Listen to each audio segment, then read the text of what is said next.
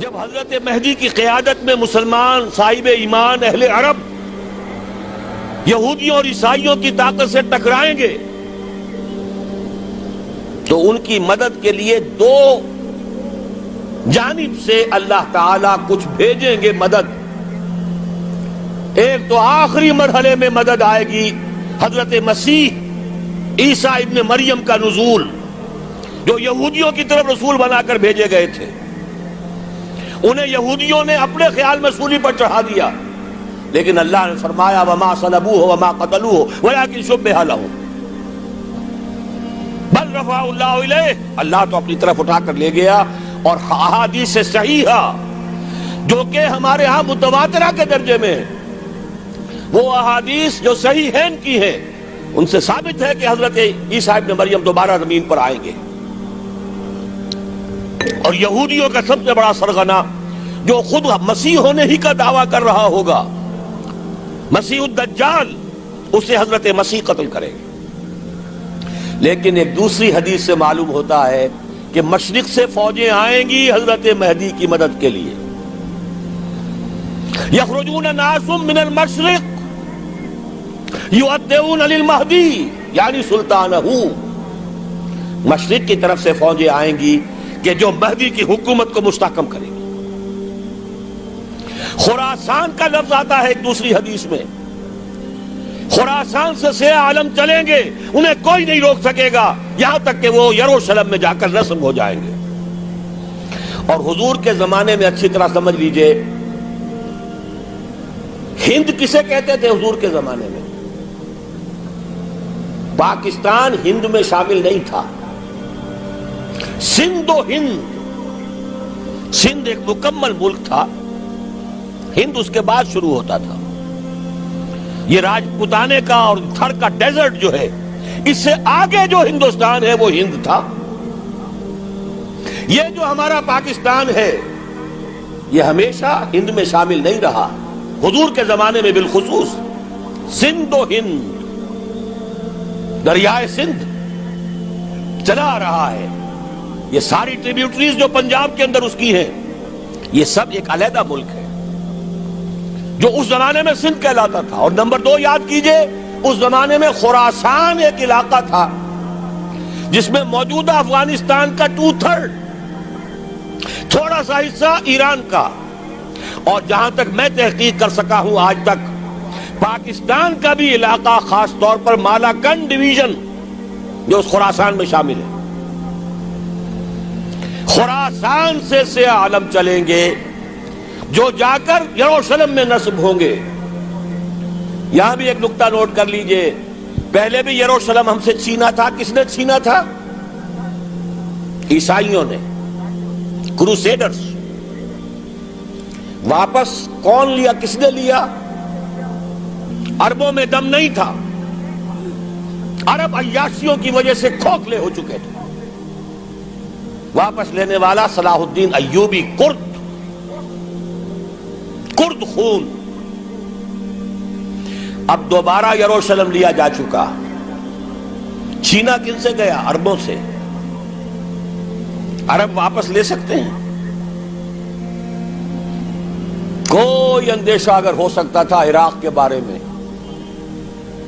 کہ شاید اس کے ایٹمک دانت نکل آئے، جو سازش کی گئی، جس طرح اس احمق اور پاگل صدام حسین کو دام میں پھنسایا گیا. صدام 100 جال، دام کہتے ہیں جال کو، 100 اس میں جو پھنسا ہے تو اگلا پچھلا کھایا پیا سب اگلوا لیا. اور ہے ہی کون؟ اس کے پاس ایٹمک ہتھیاروں کا ذخیرہ موجود ہے، اور کسی کے وہ ایٹمک دانت بھی نکلنے نہیں دے رہے. پاکستان کے اوپر کتنا دباؤ، اور ہمیں نہیں پتا کتنا کچھ دباؤ قبول کیا جا چکا. یہ تو سبھی مانتے ہیں. کیپ کر دیا گیا، روک دیا گیا، آگے تو نہیں بڑھ رہا، یہ تو سبھی مانتے ہیں. رول بیک بھی ہو گیا یا نہیں کچھ پتہ نہیں. لیکن کسی صورت یہ نہیں تسلیم کریں گے، قبول کریں گے کہ کسی مسلمان ملک کے پاس ایٹم بم آ جائے. یہودیوں کے پاس ذخیرہ موجود، سب جانتے ہیں. بہرحال یہ جان لیجئے اس علاقے سے امید ہوتی ہے سندھ اور خراسان.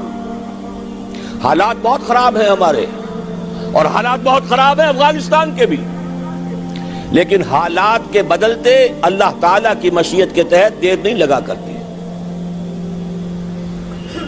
سیرت نبوی میں مجھے نظر آتا ہے سن 10 میں، 10 نبوی، ہجرت سے 3 سال پہلے، 2.5 سال پہلے،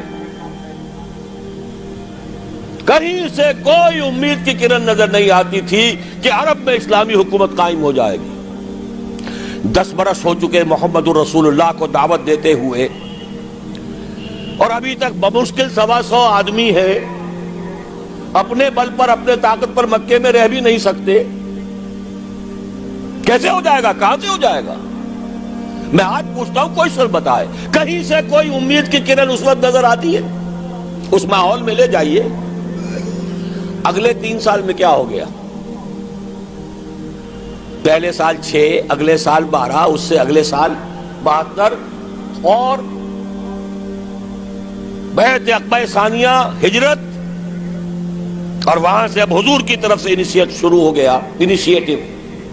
تو ہم نہیں کہہ سکتے اللہ تعالیٰ کی قدرت، اللہ کی مشیت. یہ یقین ہے کہ دنیا کے خاتمے سے پہلے نظام خلافت قائم ہوگا، اور تمام دنیا میں ہوگا. ظاہر ہے کہیں پہلے کسی ایک جگہ سے ہوگا، جیسے حضور کے زمانے میں ہوا. اگر بیک وقت پوری دنیا میں ہو سکتا تو حضور کے دست مبارک سے ہوتا. اگر حضور کے دست مبارک سے بھی ایک ملک میں ہوا، جزیرہ نما عرب میں ہوا، پھر حضور کے امتی ہیں نا، ابو بکر ہیں، عمر ہے، عثمان ہے، صحابہ کرام کی فوجیں نکلی ہیں، امتی ہیں. امتیوں کے ہاتھوں اس کی توسیع ہوئی. اب بھی یہی ہوگا، کسی ایک علاقے میں ہوگا. میرا گمان ہے، میں یہ یقین سے نہیں کہہ سکتا. گمان بھی میرا ان احادیث کی روشنی میں ہے جو میں نے آپ کو بتا دی اور موجود ہے اس کتابچے کے اندر. علامہ اقبال نے بھی انہی کے حوالے سے کئی کہا ہے، میرے عرب کو آئی ٹھنڈی ہوا جہاں سے، میرا وطن وہی ہے، میرا وطن وہی ہے. اس علاقے سے کچھ ہونے والا ہے اور ہوگا انشاءاللہ. میری زندگی میں نہ ہو، آپ کی زندگی میں نہ ہو، کوئی پرواہ نہیں. حضرت حمزہ تو شہید ہو گئے غزوہ احد میں. 5 سال کے بعد حضور مکے میں داخل ہوئے ہیں فاتح کی حیثیت سے.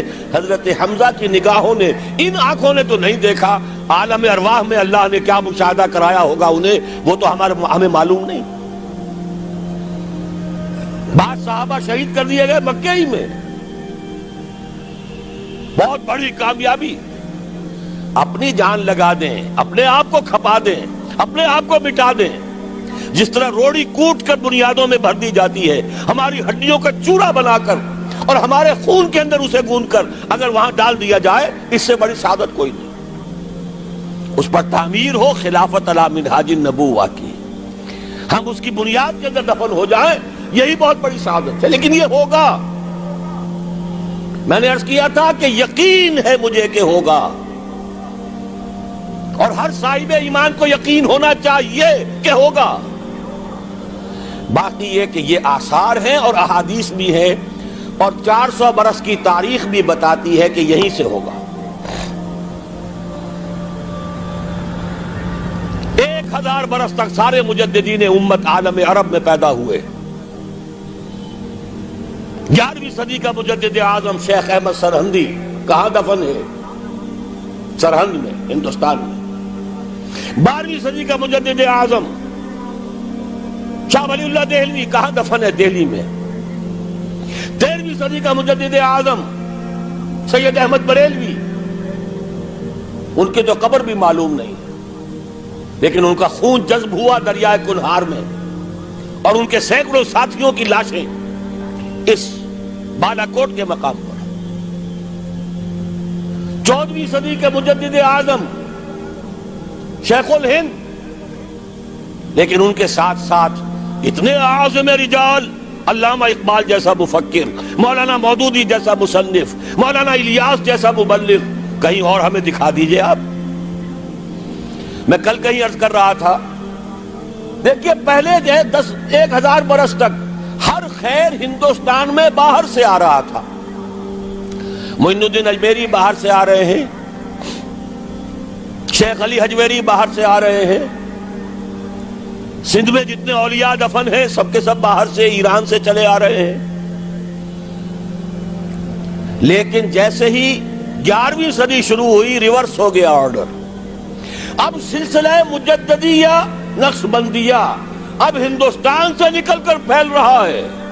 پورا افغانستان، پورا ترکستان، تمام یہ ترک ریاستیں جو آزاد ہوئی ہیں ابھی USSR کے خاتمے کے بعد، یہاں تک کہ سائپرس، جزیرہ قبرص، پورا ترکی جو اب بھی ہے موجودہ ترکی، سلسلہ مجددیہ نقشبندیہ کہاں سے چلا؟ ہندوستان سے پھیل گیا پورے عالم اسلام۔ مفکر، علماء دین اور تمام علوم دینی کا مجدد شاہ ولی اللہ دہلوی، خالص ترین جہاد فی سبیل اللہ دور صحابہ کے بعد جماعت مجاہدین جام شہادت نوش کیا، سینکڑوں ہمارے مجاہدین۔ پھر 14ویں صدی میں اقبال جیسا مفکر، مودودی جیسا، دوبارہ دوہرا رہا ہوں، مصنف، مولانا الیاس جیسا مبلغ مجھے تو کہیں نظر نہیں آتا۔ تمام مسلمان ممالک آزاد ہوئے، کہیں اسلام کا نام نہیں لگا، نہ سیوکارنوں نے نعرہ لگایا، نہ کہیں کسی اور نے نعرہ لگایا۔ عربوں نے بھی عرب نیشنلزم کا نعرہ لگایا، اسلام کا نعرہ نہیں۔ تحریک پاکستان میں نعرہ لگا، پاکستان کا مطلب کیا؟ لا الہ الا اللہ۔ صبح عرض کر چکا ہوں، تحریک خلافت پوری دنیا میں کہیں نہیں، صرف بر عظیم پاک و ہند میں۔ اور کیسی تحریک خلافت کہ ہندو شریک ہوئے، گاندھی شامل ہوا، پورے ہندوستان کو جس نے گنجا دیا۔ یہ دوسری بات ہے کہ جب خود مصطفیٰ کمال نے ختم کر دیا تو اب کیا کرتے؟ مدعی سست گواہ چست۔